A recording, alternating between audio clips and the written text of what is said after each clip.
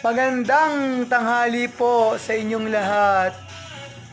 Flex ko lang po yung loob ng bahay namin dito po sa bayan ng Hagonoy. Yan po. Yan po nakikita nyong lalim po na yan. Yan po yung tinatawag na 5'2". Yan po, opo, tama po kayo, 5'2". Sana nga po yung 5'2 na yan yung pong ayuda na lang yan po, sa araw-araw po, dito sa aming lugar, ganyan po palagi. May tubig po pangkaraniwan.